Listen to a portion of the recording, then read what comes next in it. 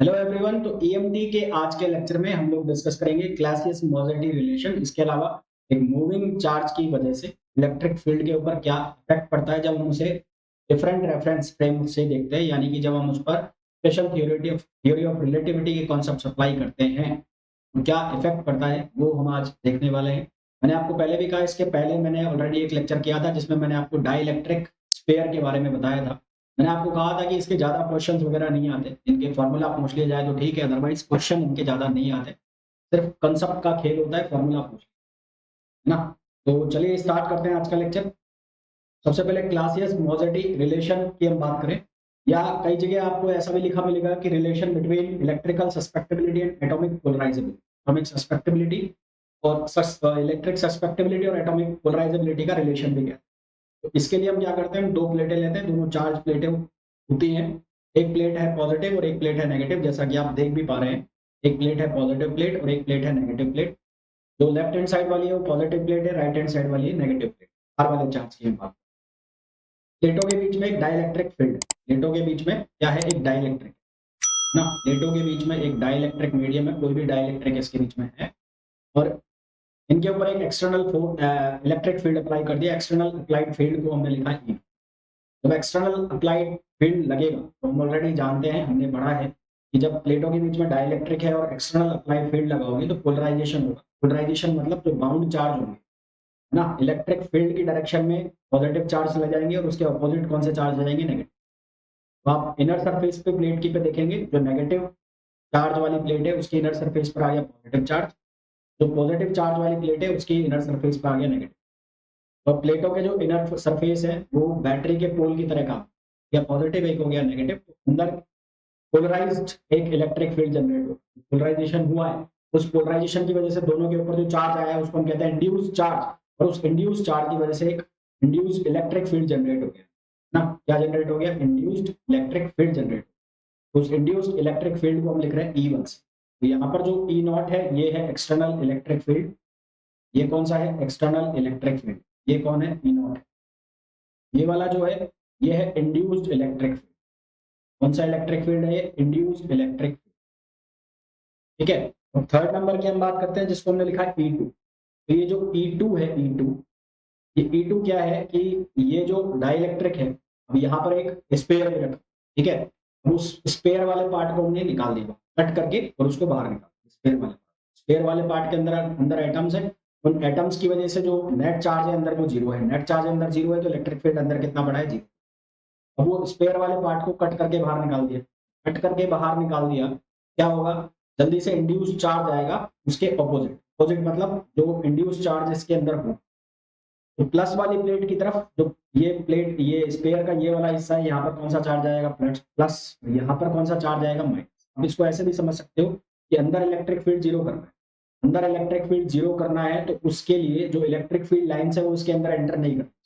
यानी कि अगर यहाँ पे प्लस से चालू हो रहे तो यहाँ पर आकर खत्म हो जानी चाहिए, ताकि इलेक्ट्रिक फील्ड लाइन्स खत्म हो जानी चाहिए। वो अंदर कैसे भी एंटर नहीं करे। तो अंदर तभी एंटर नहीं कर सकती जब यहाँ पर अगर प्लस चार्ज है तो यहाँ पर कौन सा चार्ज होगा, माइनस। यहाँ पर कौन सा चार्ज हो गया, प्लस। तो अब ये दोनों एंड जो हैं ये भी किसकी तरह काम कर रहे हैं, जो प्लेट्स हैं उनकी तरह काम कर रहे हैं। तो इनकी वजह से भी एक इलेक्ट्रिक फील्ड जनरेट होगा जिसकी डायरेक्शन होगी टुवर्ड्स पॉजिटिव एक्सटर्नल इलेक्ट्रिक। इसकी जो वैल्यू हम लिखेंगे P/3 एप्सिलॉन नॉट, जो कि हमने डाइलेक्ट्रिक स्फीयर के केस में निकाली थी कि जो पोलराइजेशन है उसकी वजह से इलेक्ट्रिक फील्ड कितना बनता है डाइलेक्ट्रिक स्फीयर की वजह से, तो कितना हो जाएगा P/3 एप्सिलॉन नॉट। और जो अंदर वाला चार्ज है उसकी वजह से इलेक्ट्रिक फील्ड होगा कितना, वो होगा। तो हमारे पास कुल मिलाकर यहाँ पर तीन इलेक्ट्रिक फील्ड है। एक है एक्सटर्नल इलेक्ट्रिक फील्ड जिसकी वैल्यू मैंने लिखी सिग्मा फ्री, मतलब free surface charge density upon epsilon. We know that कि फ्री सरफेस चार्ज डेंसिटी जो है वो हम इलेक्ट्रिकल डिस्प्लेसमेंट भी कहते हैं। डी का मतलब क्या है, डी का मतलब होता है इलेक्ट्रिक डिस्प्लेसमेंट। इसको हम इलेक्ट्रिक डिस्प्लेसमेंट भी कहते हैं। तो sigma free equals to D, तो E not equals to D upon epsilon. फिर मैं आपको ऑलरेडी बता चुका हूँ कि जो E1 है वो है induced electric field. Induced electric field आप इसको ऐसा भी बोल सकते हो, electric field due to polarisation. तो इंड्यूस्ड इलेक्ट्रिक फील्ड जो है वो क्या लिखा जाएगा, sigma P upon epsilon naught. Sigma P का मतलब हो गया कि जो इंड्यूस्ड चार्ज है, इंड्यूस्ड सरफेस चार्ज डेंसिटी है, उसको हमने लिखा किससे, सिग्मा पी से। डायरेक्शन इसकी ऑपोजिट होगी, जो एक्सटर्नल इलेक्ट्रिक फील्ड है, इसलिए साइन क्या आएगा, साथ में माइनस का आएगा। तो ये वैल्यू क्या आएगी, ये वैल्यू आएगी minus sigma P upon epsilon. फिर एक इलेक्ट्रिक फील्ड आएगा E2, और ये इलेक्ट्रिक फील्ड किसकी वजह से होगा, जो हमने स्फेरिकल पोर्शन काटा है उसकी वजह से जो दो चार्ज डेवलप हुए हैं, एक प्लस और एक माइनस, तो उस E2 की वैल्यू कितनी आ जाएगी, वो आ जाएगी P अपॉन 3 एप्सिलॉन। तो यहाँ नेट इलेक्ट्रिक फील्ड जो है E की वैल्यू वो कितनी हो गई, वो हो गई D upon epsilon not. D upon epsilon naught, sigma free upon को हम लिख रहे हैं डी अपॉन एप्सिलॉन नॉट, तो इसको हमने लिख दिया डी अपॉन एप्सिलॉन नॉट। एक हो गया sigma P upon epsilon naught, और एक हो गया कितना, P upon 3 epsilon, P upon 3 epsilon naught. ये जो सिग्मा पी है ये किसके बराबर होता है, पोलराइजेशन के बराबर। P is equals to polarisation. तो ये पोलराइजेशन के अगर बराबर है तो यहाँ से ई की वैल्यू क्या बन गई, बन गई डी अपॉन एप्सिलॉन नॉट। इसको लिख दिया मैंने पी अपॉन एप्सिलॉन नॉट, ये पोलराइजेशन है ही ऑलरेडी, तो 3 अपॉन एप्सिलॉन। इसको जब हम सिंप्लीफाई करें तो कैसे करेंगे कि डी की जो वैल्यू होती है वो बराबर होती है एप्सिलॉन ई प्लस ई, जो होता है वो किसके इक्वल होता है, एप्सिलॉन ई प्लस पी। तो यहाँ से जब आप वैल्यू रखेंगे तो यहाँ से डी की जगह आप वैल्यू रखो, तो यहाँ से इसमें से कॉमन निकालो अब, D minus P upon epsilon, इन दोनों को मैंने ले लिया और इसको मैंने अलग। तो d माइनस पी, देखो यहाँ से देखो, तो यहाँ से क्या बन रहा है, d minus P equals to ये बन रहा है epsilon E. d minus P equals to क्या बन रहा है, एप्सिलॉन ई। ठीक है, d minus P equals to epsilon E. तो यहाँ से e इसकी जगह मैं लिख दूंगा, क्या लिख दूंगा, एप्सिलॉन, क्या लिख दिया, एप्सिलॉन ई और अपॉन एप्सिलॉन, और ये वैल्यू कितनी हो गई, p अपॉन 3 एप्सिलॉन। ये एप्सिलॉन से एप्सिलॉन कैंसिल हो गया, इसको मैं l लिख देता हूँ, लोकलाइज्ड इलेक्ट्रिक EL, इसका मतलब हो गया लोकलाइज्ड इलेक्ट्रिक फील्ड, यानी कि एटम के किसी एक पॉइंट के लोकलाइज्ड इलेक्ट्रिक फील्ड। तो लोकलाइज्ड इलेक्ट्रिक फील्ड की जो वैल्यू आ गई हमारे पास, वो कितनी आ गई, EL equals to E plus P upon 3 epsilon. ये ऑब्जेक्टिव क्वेश्चन बन गया, पूछा जा सकता है इजीली आप। ये एक ऑब्जेक्टिव क्वेश्चन बन गया कि एक स्पेयर दो प्लेट्स के बीच में रखा है, दोनों प्लेट के बीच में एक डाइलेक्ट्रिक फील्ड है, तो लोकलाइज्ड इलेक्ट्रिक फील्ड की वैल्यू क्या होगी, ये इजीली आपसे क्वेश्चन पूछा जा सकता है। ऑब्जेक्टिव क्वेश्चन जो इस जो सेट एग्जाम होते हैं, स्टेट एलिजिबिलिटी टेस्ट एग्जाम जो होते हैं, उनमें पूछा जा सकता है। इसके अलावा जो जैम का एग्जाम है, जेस्ट का एग्जाम है ना, वहां पर भी ये पूछा, नहीं नेट में ना पूछा जाए, नेट में भी पूछा जा सकता है। फिर उसके बाद जो लोकलाइज्ड इलेक्ट्रिक फील्ड निकाल लिया, उसके बाद हम यहाँ पर कॉन्सेप्ट यूज करेंगे एटॉमिक पोलराइजेबिलिटी का। We know that atomic polarisability के लिए हम जानते हैं कि जो इंड्यूस्ड जो चार्ज है, इंड्यूस्ड डाइपोल मोमेंट है P, उसकी वैल्यू प्रोपोर्शनल होती है, डायरेक्टली इनडायरेक्टली प्रोपोर्शनल होती है E के। और जब हम प्रोपोर्शनलिटी का निशान हटाते हैं तो वहां पर एक वैल्यू आती है अल्फा। अल्फा को हम कहते हैं एटॉमिक पोलराइजेबिलिटी। क्या कहते हैं, एटॉमिक पोलराइजेबिलिटी। तो हम यहाँ से लिखेंगे वी नो दैट कि जो P इंड्यूस्ड डाइपोल मोमेंट जो है वो भी किसके बराबर होता है, पोलराइजेशन के। तो P की जो वैल्यू है वो किसके बराबर हो गई, अल्फा इंटू EL। एल का मतलब हो गया लोकलाइज्ड इलेक्ट्रिक फील्ड। अब अगर हम यहाँ पर ये कह दें कि परमाणुओं की संख्या, number of atoms per unit volume ना, if if we consider number of atoms per unit volume, N है, कितने हैं एन। मैंने आपको ये बताया हुआ है कि पोलराइजेशन जो है, पोलराइजेशन किसके बराबर, वो होता है डाइपोल मोमेंट ऑन वॉल्यूम। इसके बराबर होता है dipole moment upon volume. Dipole moment किसके बराबर हो जाएगा, वो हो जाएगा पोलराइजेशन इनटू, तो किसके बराबर हो गया, polarisation into volume. Polarisation into volume जो है, पोलराइजेशन इनटू वॉल्यूम या डाइपोल मोमेंट पर यूनिट। तो तो induced dipole moment per unit volume, dipole moment per unit volume, उसकी वैल्यू हम लिख रहे हैं पर यूनिट, वो किसके बराबर है, वो बराबर होगा किसके, पोलराइजेशन के। और जो ये वैल्यू है इसको हमने लिखा किससे, P से, ये बराबर होगा n इंटू स्मॉल, इसको आप स्मॉल p, इसको आप लिख दो small n into small p। n और स्मॉल p की वैल्यू कितनी होगी, alpha into p। E L की वैल्यू आपने ऑलरेडी निकाली हुई है, तो ई एल की जो वैल्यू आपने निकाली है वो कितनी है, वो एन अल्फा, और ई एल की वैल्यू आपने कितनी निकाली, E plus P upon 3 epsilon naught, 3 upon epsilon naught. और फिर हम यहाँ से फॉर्मूला सब्स्टिट्यूट करेंगे, E equals P equals to epsilon naught chi और into P equals to epsilon naught chi into E, polarisation वाला फॉर्मूला हमने पढ़ा। जब हम इन फॉर्मूलाज को सब्स्टिट्यूट करेंगे आपस में, जब ये वैल्यू निकालेंगे तो हमारे पास एक रिलेशन आएगा। इन फॉर्मूलाज को सब्स्टिट्यूट जब हम करेंगे तो ये रिलेशन बनेगा N alpha upon 3 epsilon naught equals to chi upon, मैं एक बार सब्स्टिट्यूट करके ही बता देता हूँ आपको।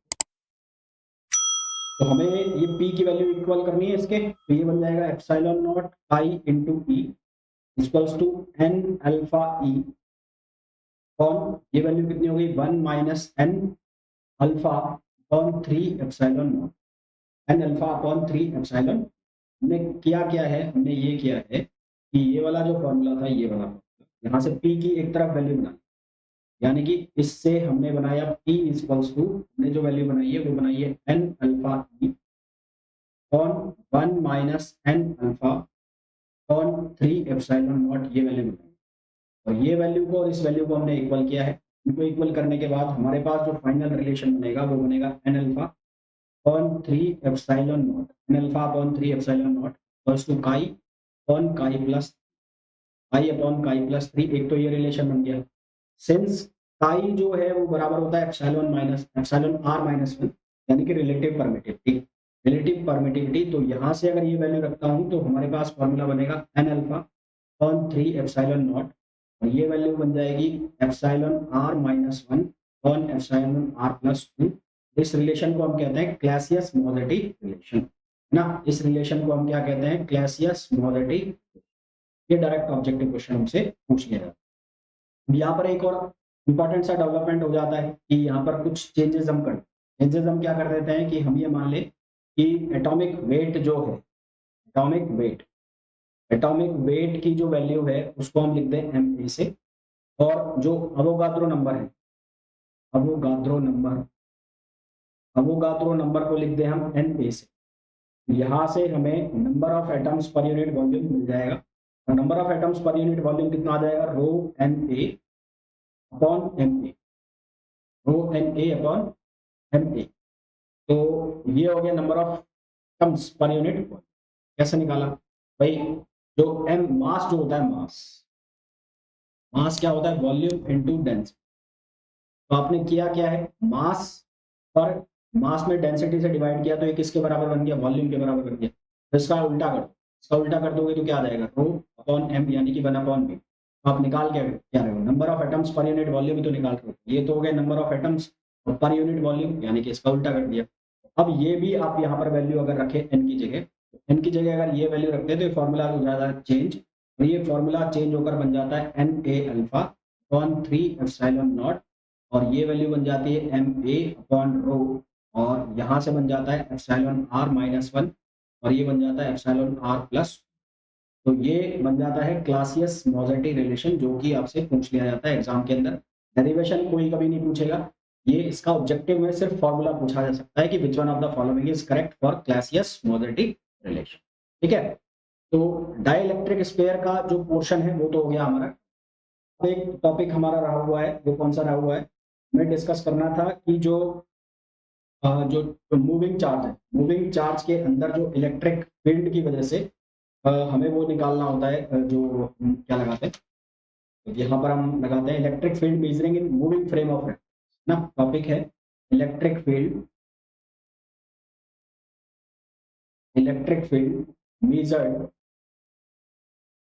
Measured in moving frame of reference, in moving frame of reference, measured in moving frame of reference.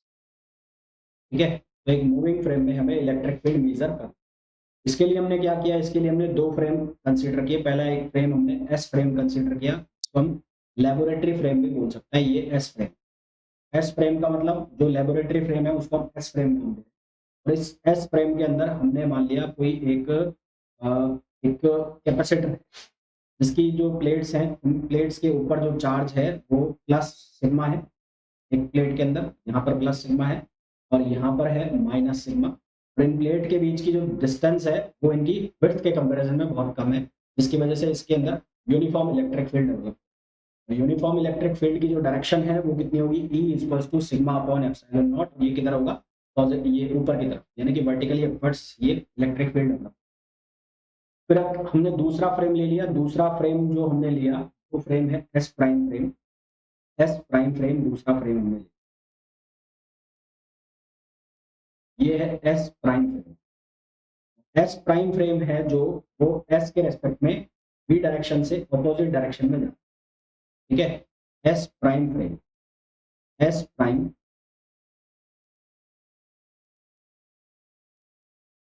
तो एस प्राइम फ्रेम में लिख देता हूं, S prime frame is moving with velocity with velocity v in negative x direction, in negative x direction। तो negative x direction में कौन सा frame जा रहा है, v, ये फ्रेम जा रहा है, ये v फ्रेम। तो अब यहाँ पर जो s प्राइम फ्रेम के अंदर जो ऑब्जर्वर बैठा हुआ है तो क्या दिखेगा कि जो कैपेसिटर की जो प्लेट्स, कैपेसिटर की जो प्लेट्स हैं, अभी अगर वो स्क्वायर प्लेट, लेट्स सपोज अभी वो स्क्वायर प्लेट है और जो उनकी डायमेंशन है वो है p, है ना। तो let suppose initially late consider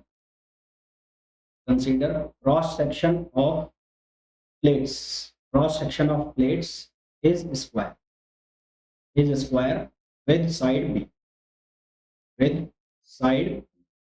अब क्या होगा, जब मूविंग फ्रेम के रेस्पेक्ट में कोई ऑब्जर्वर देखेगा तो जिस डायरेक्शन में हम जा रहे हैं, जिस डायरेक्शन में वो जा रहा है ऑब्जर्वर, तो उसको क्या दिखेगा, उस डायरेक्शन के अंदर जो लेंथ है उसमें कॉन्ट्रैक्शन दिखाई देगा, क्योंकि लेंथ कॉन्ट्रैक्शन का हमने फॉर्मूला पढ़ा हुआ है। और लेंथ कॉन्ट्रैक्शन का फॉर्मूला ये कहता है कि मूविंग फ्रेम से जब ऑब्जर्वर देखता है तो उसको जो लेंथ है वो क्या दिखाई देती है, कॉन्ट्रैक्ट दिखाई देती है, ठीक है। लेंथ क्या दिखाई देती है, कॉन्ट्रैक्ट दिखाई देती है। तो when when a observer from s prime frame see the plates, then he find that he find the contraction in length, contraction in the length of plate in direction of velocity, in direction of velocity, velocity की direction में उसको जो length है वो कम दिखाई दे, यानी कि जिस डायरेक्शन में वेलोसिटी है तो उस डायरेक्शन में उसको जो प्लेट की विड्थ है वो लेंथ है वो दिखाई देगी बी प्राइम, और बी प्राइम की वैल्यू कितनी होगी, बी 1 माइनस बीटा स्क्वायर। ये बीटा का मतलब क्या है, बीटा का मतलब है वी अपॉन सी, और गामा होता है लॉरेंस ट्रांसफॉर्मेशन फैक्टर, उसकी वैल्यू क्या होती है 1 minus B square upon C square. तो लेंथ कॉन्ट्रैक्शन का फॉर्मूला क्या कहता है, लेंथ कॉन्ट्रैक्शन का फॉर्मूला कहता है बी अपॉन बी गामा। तो यहाँ से गामा की जो वैल्यू है हमेशा एक से ज्यादा होती है, इसलिए हमने ये लिखा। तो ये फॉर्मूला हमारा बन गया beta equals to B equals to B और under root 1 minus beta square. अब अगर ध्यान से देखें हम तो एरिया ऑफ क्रॉस सेक्शन जो है वो चेंज हो, तो hence area of cross section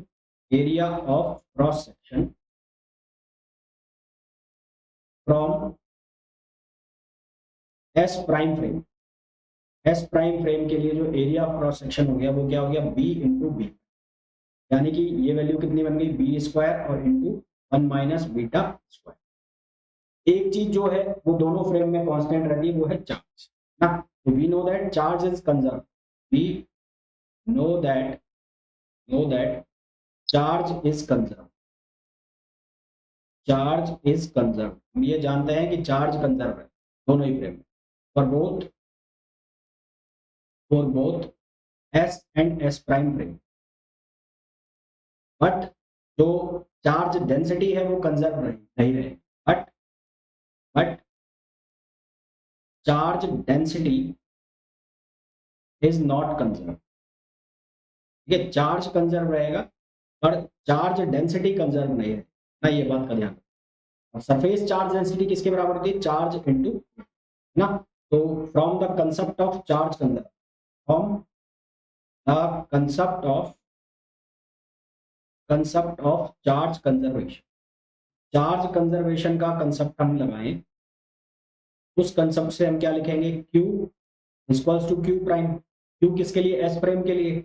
ये किसके लिए? एस प्राइम के लिए। और ये किसके लिए? एस प्राइम प्राइम के लिए। तो अब जो चार्ज है उसको हम कैसे लिखेंगे? Surface charge density into area. तो सरफेस चार्ज डेंसिटी जो है उसको हम यहाँ पर लिखे सिग्मा, है ना? क्या लिखे? सिग्मा और इनटू एरिया। एरिया पहले कितना है? B square. और यहाँ पर जो चार्ज डेंसिटी है सरफेस उसको लिखे सिग्मा प्राइम। यहाँ पर एरिया कितना हो गया? B square into one minus beta square, one minus beta square. तो यहाँ से सिग्मा प्राइम की वैल्यू कितनी बन गई? Sigma upon root one minus beta. Sigma prime equals to one, sigma upon under root one minus beta square. और under root one upon under root one minus beta square किसके बराबर होता है? Gamma. तो इसको हम क्या लिख सकते हैं? Sigma prime equals to gamma. तो जो ऑब्जर्वर है जो एस प्राइम फ्रेम में है वो क्या दिखाई देगा? सरफेस चार्ज डेंसिटी है वो गामा टाइम से चेंज हो, गामा की वैल्यू हमेशा एक से ज्यादा होती है। उसको दिखाई देगा कि जो सरफेस चार्ज डेंसिटी है वो इंक्रीज हो, सरफेस चार्ज डेंसिटी जो है वो इंक्रीज हो। ठीक है, तो अब जो ऑब्जर्वर है ना, तो from now now now observer find that, observer finds कि जो ई जेड है, इलेक्ट्रिक फील्ड पहले जेड डायरेक्शन में था, उसकी वैल्यू कितनी थी? Sigma upon epsilon not. अब उसकी वैल्यू कितनी हो गई? ई जेड प्राइम, वो कितनी हो जाएगी? Sigma prime upon epsilon naught. Sigma prime की वैल्यू कितनी हो गई? Gamma sigma, gamma sigma upon epsilon not. That means कि ई जेड प्राइम किसके बराबर हो गया? Gamma into E Z. तो जिस डायरेक्शन में ऑब्जर्वर जा रहा है, जिस डायरेक्शन में ऑब्जर्वर जा रहा है उसके परपेंडिकुलर डायरेक्शन, के परपेंडिकुलर डायरेक्शन में इलेक्ट्रिक फील्ड में चेंज हो। तो नोट लगा के मैं यहाँ लिख भी देता हूँ, electric field, electric field is change in the direction, in the direction perpendicular to direction of move, perpendicular to direction of move. उसके अलावा जो एक्स और वाई डायरेक्शन है, एक्स और कौन सी? वाई डायरेक्शन, उसके अंदर कोई वेलोसिटी नहीं है तो वहां पर कोई भी चेंज नहीं होगा। और जो मोशन की डायरेक्शन है, मोशन की डायरेक्शन में इलेक्ट्रिक फील्ड क्या होगा? सेम। मैं यहाँ लिख देता हूँ, इन the direction of motion, in the direction of motion, direction of motion electric field will be same, electric field will be same. Direction of motion में इलेक्ट्रिक फील्ड क्या रहेगा? सेम। कितना सा कंसेप्ट है आपको ये ध्यान रखना। ये सब चीजें हो गई है बस में खत्म। इसमें मैं क्वेश्चन कराता हूँ तुम्हें कि किस तरह का इस पर क्वेश्चन पुट अप हो सकता है। ठीक है, क्वेश्चन कराया जाए। तो क्वेश्चन में आपको बोला गया है, क्वेश्चन है, क्वेश्चन में आपको गिवन है electric field,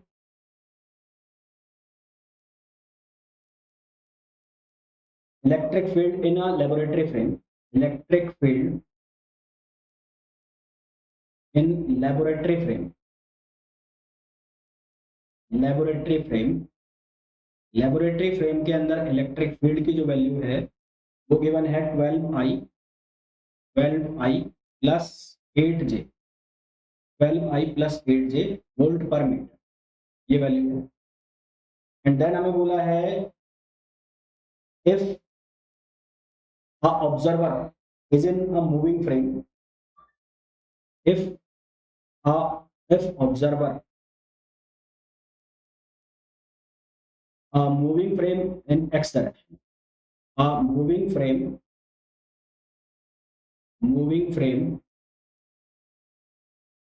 in x direction with velocity 0.6 c, 0.6 c, then then electric field observed electric then observed electric field observe electric field क्या होगा वो हमें बताना है।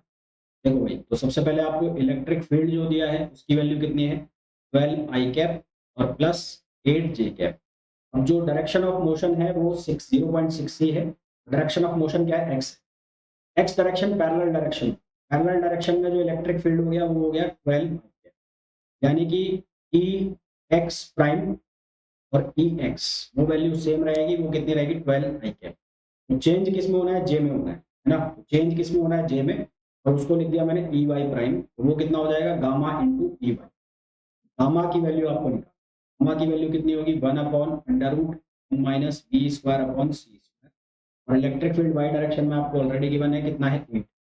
यहाँ से इसको सॉल्व करो तो ई वाई प्राइम या ई परपेंडिकुलर भी लिख सकते हो, तो ये होगा 8/√1 माइनस 0.6 का स्क्वायर करोगे तो 0.6 का स्क्वायर हो जाएगा 0.36, और सी स्क्वायर से सी स्क्वायर कैंसिल हो जाएगा, तो ये बनेगा 0.64 जो है उसका रूट करोगे तो कितना बन जाएगा 0.8 बन जाएगा। तो यहाँ से आपके पास ये वैल्यू बनेगी 10 ना, तो ये आ जाएगा 10 वाई डायरेक्शन में। तो ई प्राइम की जो वैल्यू हो जाएगी वो हो जाएगी ई एक्स प्राइम और I cap plus E Y prime, और ये आ गया J cap. E X prime की वैल्यू हो गई 12 आई कैप, तो ये 12 आई कैप और ये हो गया कितना 10, तो ये आपके पास रिजल्टेंट इलेक्ट्रिक फील्ड की वैल्यू। ठीक है, ये नया इलेक्ट्रिक फील्ड है। हम इसी तरह से एक और दूसरा क्वेश्चन कर लेते हैं। नेक्स्ट क्वेश्चन के अंदर आपको बोला गया है फ्रेम के अंदर electric field in a rest frame, electric field in a rest frame के अंदर आपको इलेक्ट्रिक फील्ड दिया है, और उस इलेक्ट्रिक फील्ड की वैल्यू है कितनी है 4 आई कैप प्लस 5 जे कैप प्लस 9 के कैप, ये इलेक्ट्रिक फील्ड की value. A frame is moving, a frame S prime is moving in positive x direction with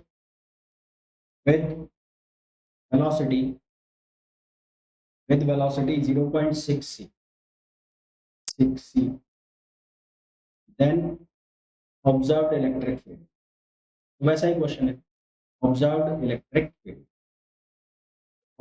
electric field हमें निकाल, पॉजिटिव एक्स डायरेक्शन में, इसका मतलब ई पैरेलल ई एक्स प्राइम या E parallel जो है उसकी वैल्यू सेम रहेगी, कितनी रहेगी 4। तो यहाँ तो कोई चेंज होना नहीं, तो चेंज जो होना है वो किस में होना है, वो होना है ई वाई प्राइम, वो कितना टाइम्स हो जाएगा गामा इंटू ई वाई, और ई जेड प्राइम वो भी कितना हो जाएगा गामा इंटू ई। सबसे पहले तो आप क्या करो गामा की वैल्यू निकालो, गामा की वैल्यू जो है वो कितनी आएगी 1 minus B square upon T square, तो gamma is equals to 1 minus B की वैल्यू कितनी 0.6, 0.6 का स्क्वायर 36, तो ये वही 0.36 यानी कि वही वैल्यू आ गई, कितनी आ गई 10 1 अपॉन, ये वैल्यू कितनी आएगी, ये वैल्यू आ जाएगी 1/0.8, ये वैल्यू आ गई। अब यहाँ पर वैल्यू रख दो, आप रखो सबसे पहले ई वाई प्राइम निकाल लो, गामा की वैल्यू कितनी है 1/0.8, ई वाई की वैल्यू कितनी है 5 है, तो यहाँ से हो गया 50/8 और ये कौन सा हो गया जे कैप, तो आप लिख दो 6.25 जे कैप। और सिमिलरली आप निकाल लो ई जेड प्राइम की वैल्यू कितनी हो गई, वो हो जाएगी 8 है, कितना दिया हुआ 9, ये हो जाएगा 9/0.8, ये 8 है, इसको सही कर लो आप, ये 8 गिवन है 8, इसको सही कर लो 8, तो यहाँ पर भी आप इसको 8 ही कर लो, ये हो जाएगा 8/0.8, तो ये हो जाएगा 10 के, तो ई प्राइम की वैल्यू आ जाएगी कितनी 4 आई कैप प्लस 6.25 जे कैप प्लस 10 के कैप, ये नया इलेक्ट्रिक फील्ड है। बहुत सिंपल सा है यहाँ पर कि जिस डायरेक्शन में मोशन है, मोशन के परपेंडिकुलर डायरेक्शन में चेंज हो जाएगा, कितने टाइम से चेंज हो जाएगा गामा टाइम से चेंज हो जाएगा, और जिस डायरेक्शन में मोशन हो रही है उसमें कोई भी चेंज नहीं। ठीक है, बस इतना ही। तो अब हम नेक्स्ट क्लास से स्टार्ट करेंगे मैग्नेटोस्टैटिक्स। होपफुली ये वीडियो आपको बहुत अच्छे से समझ में